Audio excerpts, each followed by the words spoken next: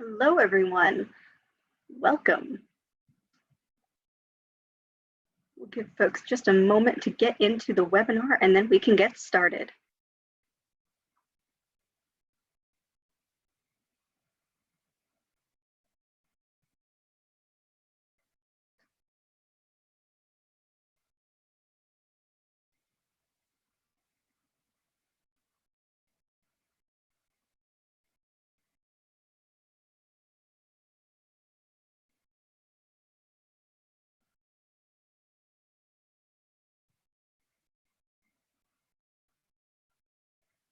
All right, well, it looks like folks are starting to stream in, so thank you so much for coming today. My name is Sarah McDonough, and I am the Programs Manager at the Lexington Historical Society. We are so happy today to present to you a program by historical children's book author Jenny Cote, who has just released her most recent book, The Declaration, the Sword, and the Spy. We have been in talks with Jenny to do this for quite some time now, and we're so grateful that we were able to get this to work remotely. So Jenny is on standby to answer all of your questions about her work, but she has been nice enough to pre-record some of her readings for us so that we can have the least amount of technical difficulties during this performance. But Jenny is around. So once she is done with her special reading, she will be able to come out and answer all of your questions. So be sure to think about that as you're listening to her. There is a Q&A button on your Zoom interface down on the bottom if you would like to leave any questions for her. If that doesn't work for you, there is also a chat window as well. I would just like to say, before we all get started, that we do have events happening all week here for Patriots Day. We're so excited to kick this off for Patriots Day weekend. We had our first event last night, and now it is the actual 19th of April, so we're so excited. And if you are so inclined to check out some of our other programs, all you have to do is go to lexingtonhistory.org, which I have just dropped in the chat window. And you can find a variety of different calendars for all of our events so that you don't miss anything. So what I'm going to do now is play for you Jenny's message and reading. While you are listening, I would like to say that there is one particular portion of this reading where Jenny has decided to pronounce one of our historical words just a little bit differently to the way they are normally shown. So if you can catch that word that you may pronounce differently yourself, Jenny has very nicely offered to get you a signed copy of this latest book. So if you can hear that word, drop that in the chat window, and the first person to make a note of that will get a signed copy, and I'll let you know how to get that later on. So without further ado, I am going to start our video for us today, and then we will meet with Jenny herself.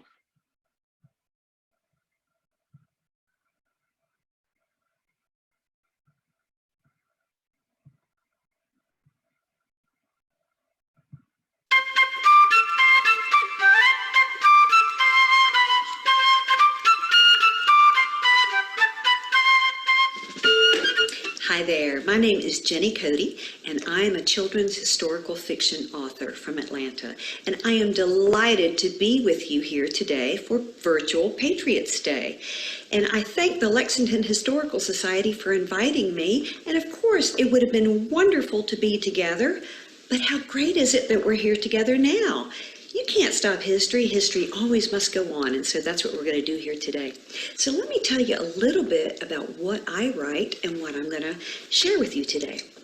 I have a series of 8 novels, and they have talking animals that go through time. My main character is a Scottish Terrier named Max, Maximin Braveheart Bruce, and a French cat named Lisette Brillante, and they meet on the way to Noah's Ark and foil a plot by a stowaway who's out to kill Noah and wipe out the human race. So because these animals save the day, they're chosen to save the day through pivotal points of history. And they go from the Ark onto ancient Egypt, up through time, all the way up through the fall of Rome. And now I'm in a 5-book saga on the American Revolution. The first of those books, The Voice, the Revolution, and the Key, begins when the founding fathers are children. Patrick Henry is 7, George Washington is 11, and it's the story to show how this incredible generation of children rose to find their calling to serve our country. Because I wanted to show kids, you know what, before they were founding fathers, they were founding children. And I believe that every generation has something important to do to serve our nation. And so now I'm in my brand new novel, which just released this week, The Declaration, the Sword, and the Spy. And it covers the events from Lexington and Concord through the Declaration of Independence. And so I am so thrilled to be able to share it with you. This is the book launch for the book. And so I'm going to be reading a little bit about that for you just a minute. But just to give you a little bit of background, I'm passionate about our country. I'm passionate about our history, and I'm passionate about kids. And I believe in today's age, we've lost the ability to teach history on the level that it needs to be taught, to really understand how America came to be. You know, schools and teachers are so pressured to cover English and math and science, and history keeps getting pushed more to the margins in this world, in this high-pressure digital age, and many times history is pushed to the margin. And so I feel that my role, my service to this country at this point in time is to tell America's story and to tell it in a fun way. And here's how I do it. You might be wondering, talking animals, how does she do this? Why does she do this? Well, this is what I write. My books are historical, fiction, fantasy, in that order. Think of it as a genre sandwich, if you will. I exhaust myself on the research that I do to get the history right. I currently have a personal library of about 300 books on the American Revolution. I have researched it a dozen years. I've been every place where the revolution happened, with the exception of about 2 battlefields, because I feel that in order to tell the story well, I have to go see where it happened. I've exhausted historical experts by drilling them with my questions. I go on site whenever I can. I go to museums. I pour through it, because I believe the most important service I can do for my country is to get the history right and to retell it. Because if you get one error wrong, or get one piece wrong and cause an error in history, that only perpetuates. And then 200 years later, everybody thinks it's fact, when actually it was an error. So I am dogmatic about that. And if you ever find an error in my book, please let me know. I'm the first one that wants to get it fixed. I have a critique team that reads my books as I go along, and I ask them, to please critique the facts, make sure I'm getting it correct. But also, for the fiction part, when I bring Paul Revere to life, when I bring Samuel Adams, John Hancock to life, I've got to make sure I have captured their persona well enough. And so my historical experts, they give me some good feedback on that. And I have children read it, and I have adults read it. Like I said, half my readers are adults.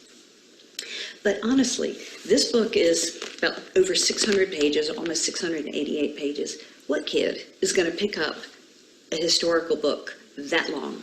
Zero. But you put talking animals in there, and it makes the story fun. And this is how I weave them in. I look for those moments in history where we either don't know how or why something happened, and that's when I slide my characters in. That's my golden opportunity. As I'm doing my research, let me give you one about Lexington. Who fired the first shots? We still don't know.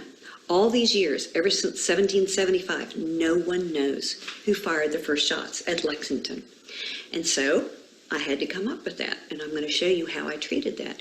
So I never alter the history, but I show you how these animals invaded that moment and were the agents that caused that to happen. Now, to be very clear for my readers and to make sure I preserve that history, one of the most important elements of my book is in the very back, and it's a word from the author. And this is 25 pages in this novel, so it's a lot of background history. And I go through each chapter and I tell you this was real, this was fiction, this is where I took liberties. This is an instance where we don't know what the real history was. I have to make a judgment call and go with one after I've exhausted the best opinions that I can find on what happened. And then I introduce the animals and they make it fun. So that is my passion and my heart for children, is that they will understand how precious our liberty is, how costly it was to get it, and so that they will seek to preserve it and do whatever it takes to keep our liberties, because they are dearly bought by generations back in Lexington in 1775 and all the way up through the American Revolution, and each generation that has served this land with valor and honor. And so, if you would, I am going to read you a couple of snippets from the Declaration, the Sword, and the Spy. Now, we're going to open up in Boston. I'm going to read you a little bit of chapter 10, which is called Escaping Boston. So let me give you a little bit of background of the epic order of the seven. So there are a team of animals. We have Maximilian Braveheart the Bruce, and he's our Scottish Terrier. We have Lisette Riant from Normandy, France. And then you have Albert Aloysius, he's an Irish cat. He's our comic relief character. And then you have Kate, and she's a white Westie, and she's a fiery Scottish lass. And then you have Nigel P. Monaco, and he's a British mouse. And then you have Gilliman, and he is the team leader, and he can take any shape or form too. So you're only going to see a couple of the characters in these couple of scenes that I'm going to read for you, but that at least when you see those names, you're going to know who they are. Also, you're going to see me bring a couple of fictional characters to life, a couple of British soldiers who were fictional, but they portray the actual soldiers that were there. And as I give the background of their, how the British Army was organized, how they operated, these are just two prototypes of the soldiers, if you will. So let's go to Boston and just sit back and enjoy. And I want you to try to envision the events of April 18th and 19th like you've never seen them before. So let's go to Boston. We're going to open up in Boston, April 18th, 10 p.m. "A royal flush! Pay up, gentlemen," the British officer exclaimed as he spread his cards on the table. The other men groaned and tossed their losing hands onto the table while the officer gathered up his winnings. Robert Newman was reading a Gazette in a chair across the room while his mother sat there working on her needlepoint. Earlier in the evening, a vestryman of the Old North Church had stopped by to borrow the church door keys from Newman, the church sexton. The British officers were too busy with their card game to pay the churchman any mind. Newman suddenly heard a high-pitched yelp of a dog beneath his window and quickly glanced outside. He feigned a yawn and got up from the chair, giving a sideways glance at the empty key hook. "I'm calling it a day. Good night, Mother." He gave his mother a kiss on the head, bid the officers good night, and made his way upstairs. Newman closed the door behind him and listened for the muffled sounds of the British officers below, laughing and refilling their pewter mugs for another round of cards. Newman crept over to the window and slowly opened it, gingerly stepping outside and onto the roof. He quietly made his way across the roof, shimmied down a wall, and jumped into the darkened street. His heart leapt when he felt a hand on his back and a voice in his ear. "I take it the lobsterbacks didn't deal you in." He turned to see Paul Revere grinning from the shadows and breathed a sigh of relief. "No, and I didn't reveal my hand." "Good, let's go," prompted Revere, walking briskly ahead to the church across the street. Waiting at the doors of the Old North Church was vestryman John Pulling, jingling the keys in his hand. "You made it!" "The regulars think I'm upstairs asleep," Newman answered as pulling unlocked the door, and the men slipped inside the darkened foyer of the church. "Listen up," Revere told the others. "The regulars are loading onto the small boats as we speak. Once they've ferried all the men and artillery across the Charles River, they'll march from Charlestown to Concord sometime after midnight. Warren sent Dawes on to Lexington an hour ago via the longer route across Boston Neck." "Did he make it past the checkpoint?" Newman asked. "I saw guards posted there earlier this evening." "He hasn't returned, so we must hope that he did," Revere answered, turning to the sexton. "Newman, you were to climb to the top of the church tower facing Charlestown and light 2 lanterns, just long enough for Colonel Cote and his men to see the signal. If you keep them there too long, guards on the Somerset might see them. Or some old woman might see their light and scream, 'Fire!'" Pulling added. "Understood," Newman answered, picking up the 2 lanterns as Paul Revere opened the door to leave. "Where are you going?" Revere pulled the brim low over his eyes to spread the word, "Good luck, men." 5 minutes later, Revere was at his dark-timbered Dutch-style house in North Square with its overhanging second-story and chambered windows.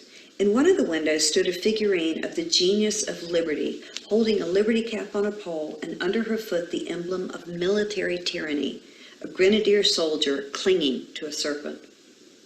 Revere had returned to quickly retrieve his boots and his cloak, but as he opened the door to leave, a group of redcoats in the street ordered people to stay in their homes. He looked down at his hound dog standing in the doorway and wondered how he could get past the soldiers. Just then, a commotion erupted outside Revere's house with a woman screeching wildly in the streets. In the split second that the soldiers turned to address the commotion, Revere slipped out of the house. Once he was clear, the screeching woman grew calm, bowed, and apologized to the soldiers. She hurried on her way and smiled when she caught a glimpse of Revere's dog following him down the darkened street. "See you on the other side," she whispered to herself. It was Clary. Old North Church, Boston, April 18th, 10:15 p.m. Cobwebs covered Robert Newman's face as he climbed the rickety steep ladder past the 8 large bells of the tower. He paused briefly, wiping his eyes with his arm and spitting against the dusty cobwebs clinging to his mouth. Gripping the lanterns in one hand while holding to the ladder with the other, he navigated the belfry until he reached the highest window of the church. He carefully placed one lantern, then the other, on the crusty ledge of the windowsill and struck his flint to light the candles. He waited about a minute and stared out across the harbor to the dimly lit town of Charlestown, just 2,600 feet away, willing the eager patriots on the other side to see the signal. Just as Newman blew out the lanterns, down below he heard a disturbance in the street with soldiers yelling at someone. When he reached the foyer of the church, he found the door locked and Pulling gone. Wary of the soldiers out on patrol, Pulling had locked Newman in the church and returned the keys back to Newman's house across the street, heading home before he was caught. Newman had to open a window and slip out of the church, carefully crossing the street and returning the same way he had escaped his house earlier, up to the roof and through his open bedroom window. He hurriedly closed the window and lay down, his heart trying to race out of his chest. He smiled in the darkness and he leaned and listened to the soldiers still playing the game of cards. Meanwhile, Colonel Cote over in Charlestown turned to Devens and Larkin, who had seen the signal of the 2 lanterns in the Old North Church. "The regulars are coming this way, but so is Revere." A wealthy man, John Larkin, immediately got to his feet. "I'll saddle Brown Beauty to be at the ready for him. A gentleman thought I would be interested in having the finest, fastest horse in Boston. I paid a hefty price for the mare, but if she delivers Revere ahead of the regulars, the beast will be worth every penny." Charles River Wharf, Boston, April 18th, 10:30 p.m. The water lapped against the hull of the small wooden boat waiting for Revere at the dock. 2 members of Revere's spy ring, boat builder Joshua Bentley and Thomas Richardson, were there waiting to row him across. As Revere ran up to them, he stopped in his tracks and put his hand on either side of his head. "I forgot my spurs." He looked down, and there was his dog, wagging his tail and panting happily. "And we forgot something to muffle the oars," Joshua echoed with an exasperated voice. He snapped his fingers. "I've got a lady friend nearby that can help us." Revere knelt down and took a small piece of paper and a pencil from his haversack, quickly scribbling a note.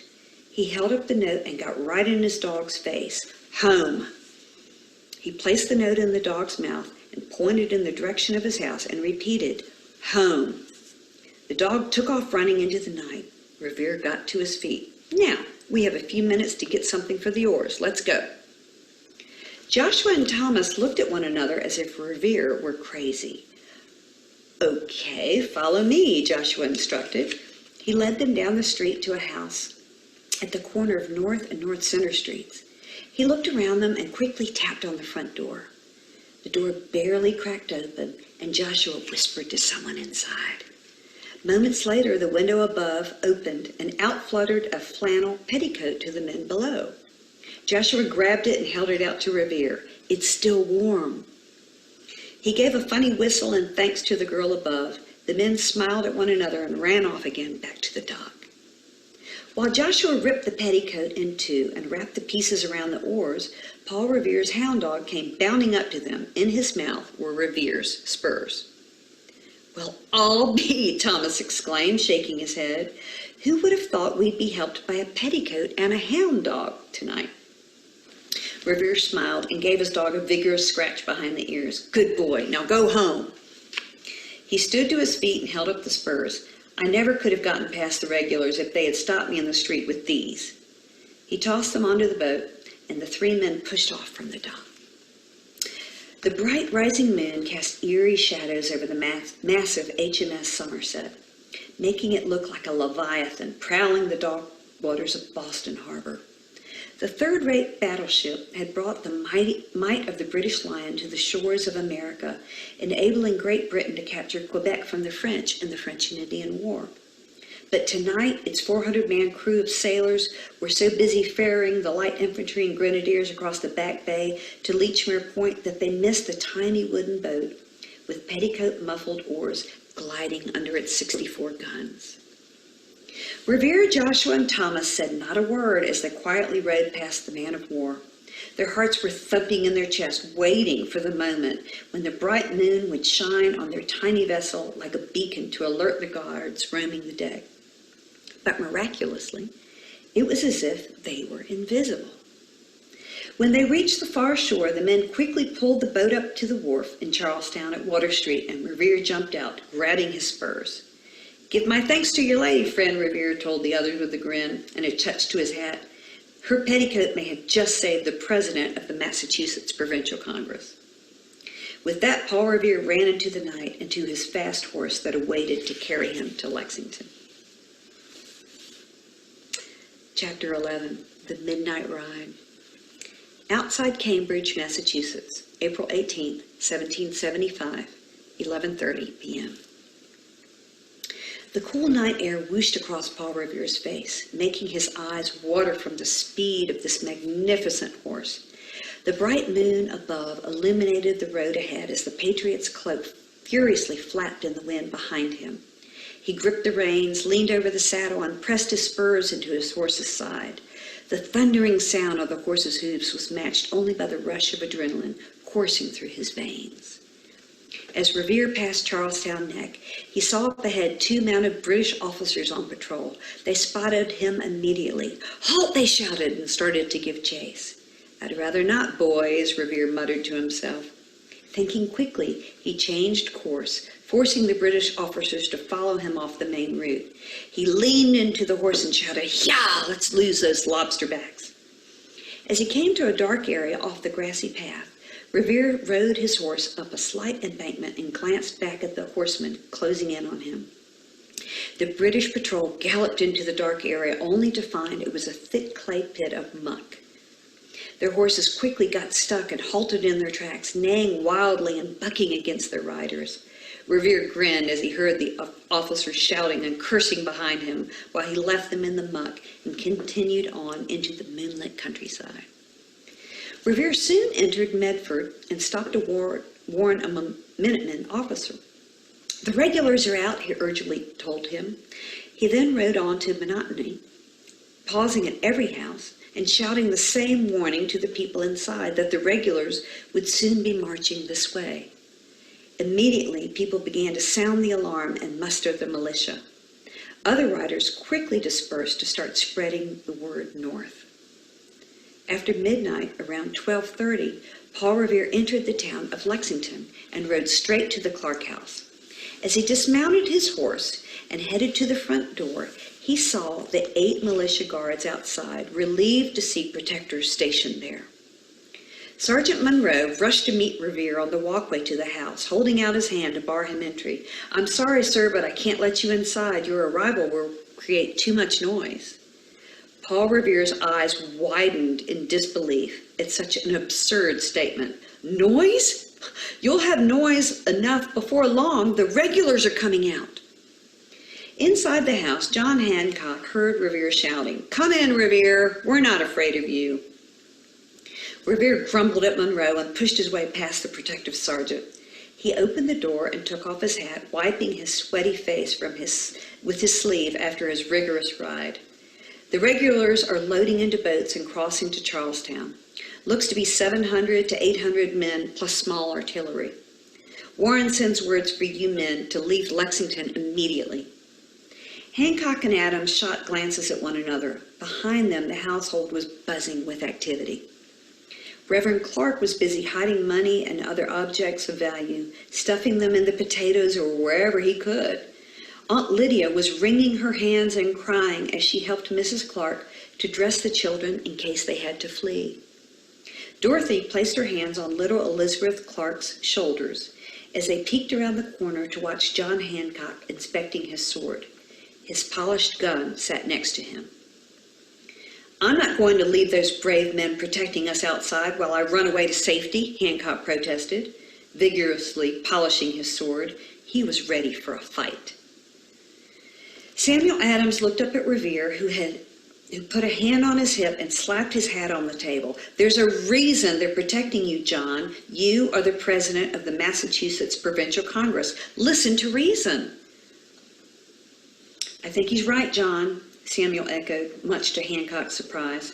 "Think about it. If the regulars arrest us, the people will lose you as the leader of their collective voice, and I will no longer be able to help keep up the resistance with the Sons of Liberty.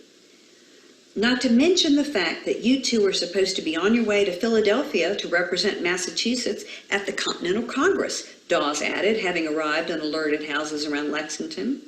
It was now 12:30 a.m. Revere turned and happily gripped Dawes by the arm. "Thank God you made it. How did you get past the sentry at Boston Neck?" "It just so happened that a friend of mine was on duty and let me through," Dawes replied with a broad grin. "I was shaking in my boots until I saw who it was, holding out his hand to stop me. If my friend hadn't been there, I doubt I could have made it out of Boston." Liz and Nigel shared a grin. "I wonder who could have arranged that," Nigel whispered. Revere looked back to the stubborn Hancock. "Warren sent both of us here from Boston to warn you, at great risk to ourselves and to those who helped us escape Boston. I myself almost got caught by the British patrol outside of Cambridge. Thankfully, Larkin let me borrow his new horse. She's the fastest beast I've ever ridden."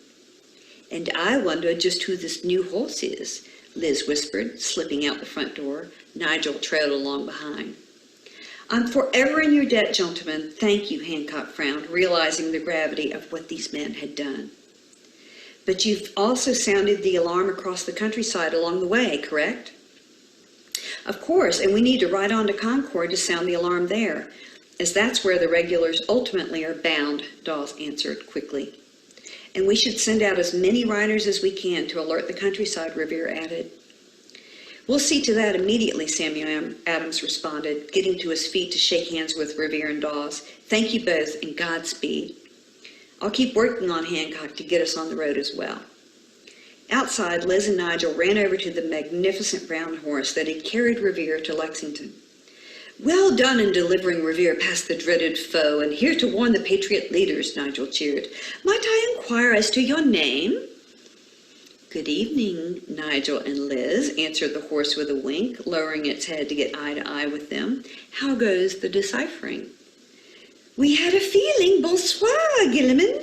We are making progress," Liz answered. "But for the urgent matter at hand, what should we do tonight?" "Get to the belfry at Lexington Green and observe everything that happens when the regulars arrive," Gilliman answered quickly, as Revere and Dawes hurriedly came back outside to mount the horses. "If the enemy is going to make a move, it likely will happen in the next few hours." "Fly like the wind," Nigel cheered from the shadows. Together he and Liz raced to Lexington Green, while Revere and Dawes rode off toward Concord.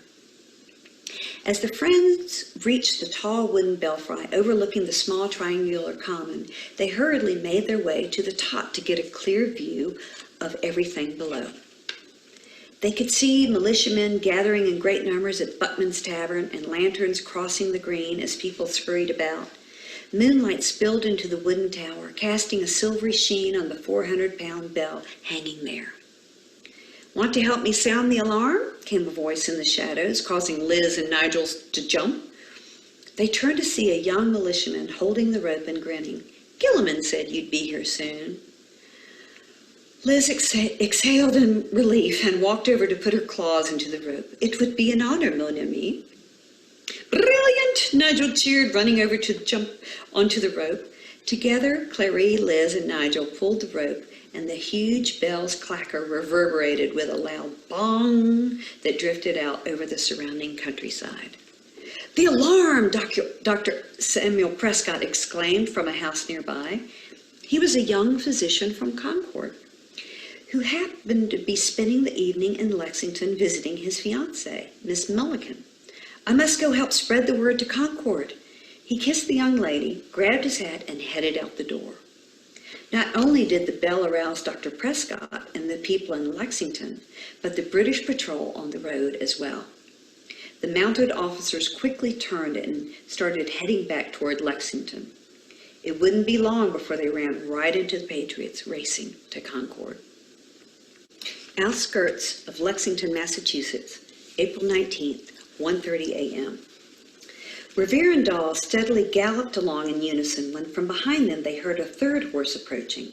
Overtaking the duo, Prescott came alongside them shouting, "It's Samuel Prescott of Concord." He was known to them as a son of liberty. "I heard the alarm." Revere and Dawes slowed their horses. "The regulars are marching from Boston to capture the military stores in Concord. We're heading there now," Revere explained. "I'll help spread the word," Prescott answered determinedly. Together, the trio picked up the brisk pace once again and galloped on. As they reached the Lexington-Lincoln line, about halfway to Concord, Dawes and Prescott stopped to alarm the house of a couple, also courting, late into the night. Nathaniel Baker was a Minuteman from Lincoln and immediately bid Miss Elizabeth Taylor farewell to ride off and warn his neighbors and the other Minutemen there. Revere, 100 yards ahead of them, saw the British patrol officers heading their way. It was the same group who had arrested the 3 scouts from Lexington earlier in the night. He cupped a hand around his mouth and shouted back at his friends, "Dawes, Prescott, we've got company." "Halt!" shouted one of the British officers as Dawes and Prescott made their way to Revere. Dawes suddenly changed course and galloped off towards Lexington. 2 of the patrolmen immediately gave chase. Thinking quickly, Dawes rode into the yard of a house and acted as if he was expected there. "Hello, my boys," he shouted. "I've got 2 of them." Immediately, the pursuing officers stopped and fled, fearing they had been led into an ambush. Dawes turned to ride on to Lexington, but his horse rose up, snorting violently, and bucked him off. He didn't notice that his watch fell out of his pocket as he hit the ground.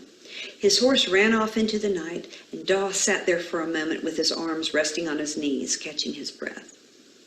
Meanwhile, as Prescott rode to Revere's assistance, the 2 patriots were overtaken by 4 patrolmen who rode up to them, pistols in hand. "If you go an inch farther, you're a dead man," an officer threatened Revere. Revere and Prescott exchanged nervous glances as the patrol forced 2 of them into a pasture with a barn. Prescott leaned over and hoarsely whispered, "Put on!" Immediately, he took off to the left while Revere took off to the right. Before the British could stop Prescott, he jumped over a low wall, knowing it was there, and escaped. He looked behind him to make sure he wasn't being followed. Prescott dug his spurs into his horse, leaned over and urged, "Get me to Concord, it's up to us now, hi-yah!" As Revere headed to some woods at the bottom of the pasture, 6 officers came out of the trees and overpowered him. They grabbed Gilliman by the reins and forced Revere to dismount. One of the officers put a pistol to the Patriot's head and hissed through gritted teeth, "We're going to question you, rebel, and if you don't give us true answers, I'll blow your brains out." Gilliman snorted angrily, and Revere held up his hands as they pushed him along to the barn. "What is your name?" one of the officers asked. "Revere," the Patriot answered. "Paul Revere." "Ah, so we have captured the infamous silversmith who dared to depict His Majesty's troops cutting down innocent citizens in the streets," Major Mitchell spat, recounting the etching of the Boston Massacre that Revere had printed. It was widely distributed propaganda to fire up Patriot citizens, but inaccurate in some of the details. "Well, silversmith, we'll get the truth out of you tonight." A British sergeant took Gilliman away, and the horse neighed and jerked its head in defiance. Gilliman could hear Revere's grunting from the rough treatment at the hands of the soldiers. An officer lit some lanterns, and they forced Revere to take a seat on top of a wooden barrel. Major Mitchell grabbed one of the lanterns and got right in Revere's face. The lantern light cast shadows over their perspiring faces. "Now then, Revere, tell us exactly what you and your fellow riders are doing out tonight." Revere gingerly wiped his bloodied mouth and squinted angrily at the officer. "Exactly?" he asked with a sarcastic smile. "Very well. I left Boston just before midnight. 2 of your patrol tried to catch me, but their horses got stuck in a bog. Along with my friends, I've alerted citizens throughout the countryside that General Gage's men are marching to destroy the military stores at Concord. So, by the time the regulars reach Concord, they will find nothing but armed militia ready to resist them. Everything will have been safely moved, and Gage's men will miss their target." The major contorted his mouth and stood upright, handing the lantern to another soldier. Revere wore a defiant, smug expression. The major tugged the bottom of his jacket to straighten it and gripped his leather gloves tightly to slap Revere across the face. "Insolent rebel! We'll take you back to Boston under heavy guard," he sneered, pulling on his gloves. "Then we'll see what General Gage might have to say about your midnight ride." So, Paul Revere's ride. Let me ask you something. In the chapter that I just read, was something missing that you're accustomed to hearing? The British are coming? Yeah, isn't that traditionally what we know? From Longfellow's famous poem that made Paul Revere's ride just live forever. But sometimes the telling of history in a poetic and artistic way can make people think that that's the history that happened. But more than likely, that's not what he said, because everyone were British citizens. So if the British were coming, everybody was coming. The more accurate phrase that he likely said was that the British regulars were out. And so he alerted the countryside with that warning. But the British are coming has such a wonderful ring to it, doesn't it? So, and another thing, if you notice in there, when Liz and Nigel went to the belfry in Lexington Green, one of the unknowns, we don't know who really was up there ringing the bell. So it's kind of convenient for me to slip in my characters to be the agents to start alerting the countryside to get everybody rolling. Now, the next scene I'd like to read for you is about the first shots fired at Lexington Green. Here's that question mark that we still have in this moment of history. We don't know who fired the first shots. I had to make a judgment call and figure this out, and there's many things that I could have done with this. I could have made a British soldier do it. I could have had a nervous militiaman on the Patriot side do it. I could have had a bystander accidentally shoot off a gun. There's a million different ways that I could have done this. And so this was a golden opportunity for me to do a fun telling. Now, you're going to see something I guarantee you have never seen in history books. And this is where some of the fantasy comes into play as you hear me read the events that happened on Lexington Green.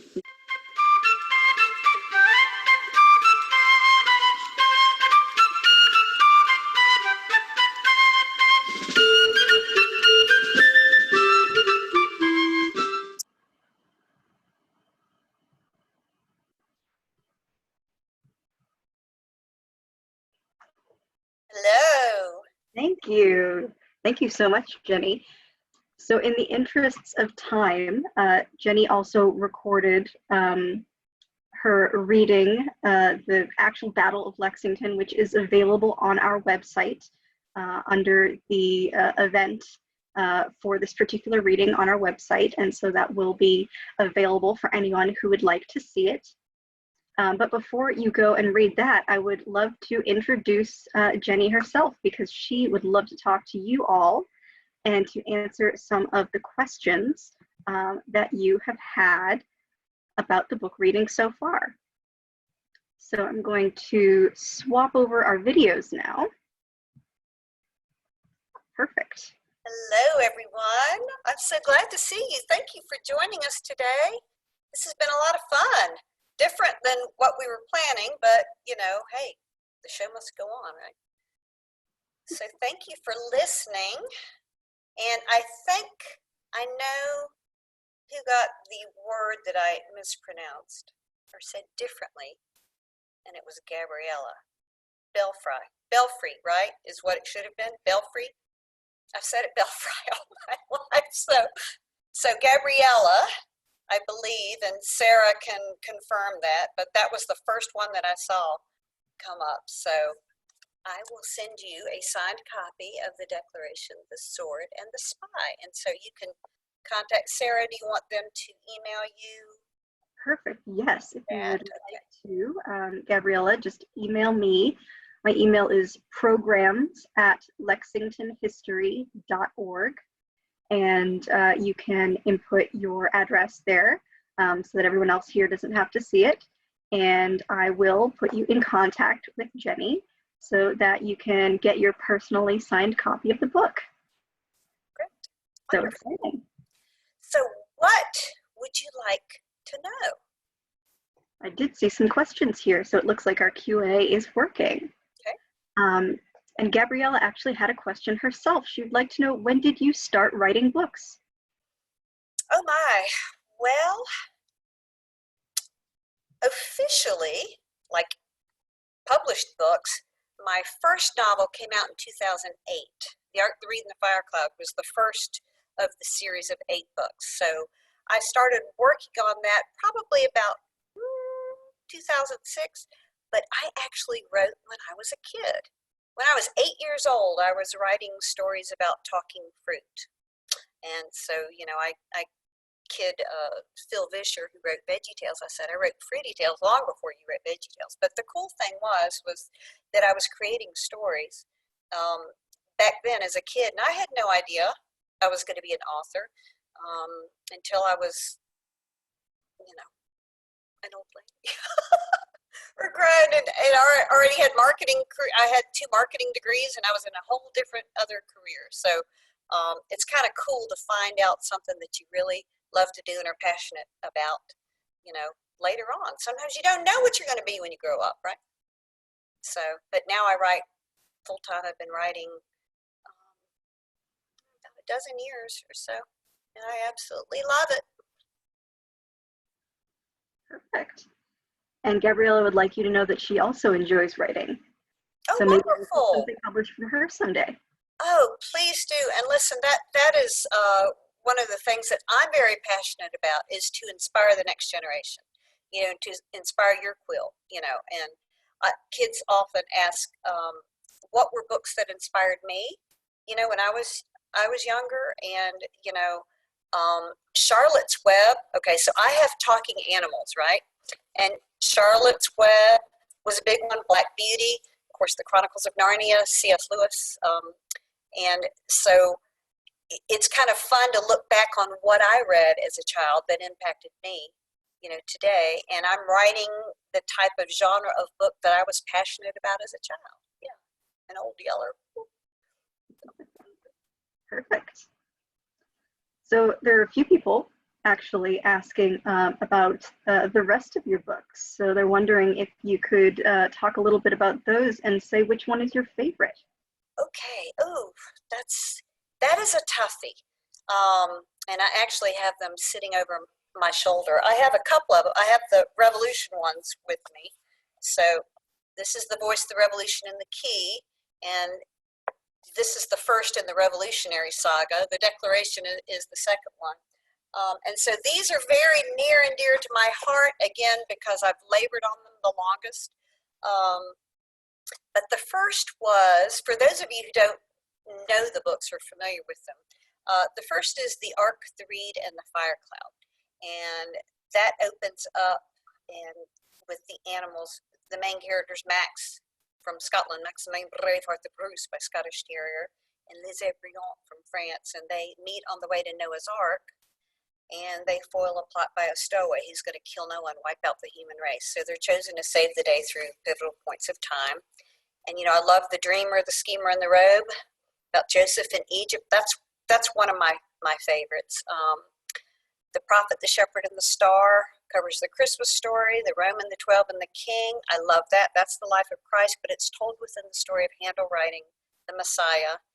That one's very special. I flew to London. I sat in Handel's composing room to write that scene. They were gracious to let me, that museum, to do that then. And then, of course, The Wind, the Road, and the Way, and The Fire, the Revelation, and the Fall, all of Acts up to the fall of Rome. Every book has something that I love in history, because I love all aspects of history. But the American Revolution is, very near and dear to my heart. I grew up as a toddler roaming around the battlefields of Yorktown, because I grew up there. And my first Yorktown parade was when I was 7 months old. And a really cool thing, this past October, I was there with the American Friends of Lafayette, holding the banner, walking down in the Yorktown parade. And, it's just something to think about. As a child, my grandmother used to say, what goes into the first of life goes throughout all of life. And to see how little did I know this toddler in Yorktown and then running down the Duke of Gloucester Street in Williamsburg would someday be writing the story. So that's really cool. And then the books that I'm also looking forward to writing, when I finish the American Revolution, I'm going to be writing C.S. Lewis as my main character and World War II. So I'm very passionate about that era of history, and I feel like I could have stepped into the Revolution or World War II if that was the era that I was meant to live, and done just fine. So I love all of the books, but I would say that I'm pretty passionate about this Revolution series right now. That's great. And I think you answered a couple of folks' questions with that answer as well. So we also have one, who is your personal favorite author? Oh, wow. As far as a novelist, I have to say Victor Hugo. When I read Les Mis, I weep on the sentence structure. It's so beautiful. I mean, I'm like, I want to grow up and be Victor Hugo someday. As far as the way he wordsmiths, it's so rich and so wonderful. C.S. Lewis, of course, both for his fictional series, but also his theological books are just, they blow me away. And I'll be honest with you, I'm a bit fearful to get inside his mind to bring him to life, but he certainly is one of my top that's out there. Yeah. But then, of course, from the Revolution standpoint and all the books that I read, I love, of course, I'm a big fan of Rick Atkinson, The British Are Coming. Lately, of course, David McCullough from 1776 and John Adams, Nathaniel Philbright, I think I said that correctly, did Bunker Hill. Love it. So many excellent authors that are out there that I pull from, that I lean on for the research that they do, that I am dependent on to get the story right. Wonderful. All right. Well, it looks like, as I said, there are a few questions that you had answered already. Does anyone, oh, someone else has a question now. Have you ever been to our reenactment here in Lexington before? I have not made Lexington live, and I was supposed to be there this weekend for them. I was so excited, and I was just crushed when this whole thing happened and the world had to shut down, because I've been to Lexington and Concord, but not when an event was happening, and so I was terribly disappointed to miss it. So, and Sarah and I were talking about when's the next thing that I could come back for, and definitely I want to be there next year. But we're looking at maybe if I could slide up sometime this fall, or maybe at Christmas time, and see the wonderful offerings. And let me give a shout out to the people that are there that might be some of my readers. Please go to the Lexington Historical Society website and look at the virtual tours that they have. And they have a wonderful video reenactment of Paul Revere's ride.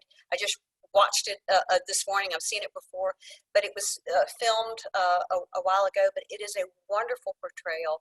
But then you can go inside their historic buildings and see this wonderful historic place. You know, you can't get, none of us can get in there in person right now. And Sarah, you're also doing some tours, right? And one coming up this week, actually, that you're going to be posting online, right? Yep. So on Friday, I went through all three of our museums for Lex Media, which is our local media company that does our local access TV. And they've provided quite a few of the videos that we currently have online for some of the reenactments and other events that we couldn't make virtual this year. So eventually those will be on their website, and then I will also be going through Buckman Tavern next Friday live, so that I'll be able to answer your questions while I'm doing that. Yes, yes. So please tune in for that and take advantage of these wonderful resources that they have. And they have lots of other authors online and other events. So I hope you'll get involved and maybe become a member of this wonderful society. It's fabulous. Thank you for that. Actually, this is a sort of a quick one if we have time for a question. Someone is curious how many pages you write a day. That varies. It kind of depends on what I'm writing. There are some days when I will write 10, you know, and it was like pulling teeth all day. My record of pages that I've written in a day is about 30, and now that's not normal. But I would say anywhere from 10 to 20 or so. When I am in the heat of battle writing, like I was for this one, and y'all, by the way, so this book ended up being 688 was the advanced reading copy, and just the, let me get to it here. 615 is the actual book content of this. And so you might say, well, some of your books are longer. Well, guess what? This manuscript was the longest. Little trick of typesetting and font changes and stuff made it smaller. But the Word document manuscript, it was over 1,000 pages, double-spaced Word. Yeah, my quill was out of control with this book. But I hope you're really going to enjoy it. And I heard from Abigail. Abigail, are you on right now? I know she got the book yesterday. They're down in Florida, and I think she texted me shortly before this, and she was like at 371 or something like that. Yeah. Okay. So she must be enthralled to read that quickly. So that's impressive. Yeah. Very, very impressive. Yes, I think you have a lot of fans in the chat right now. Good.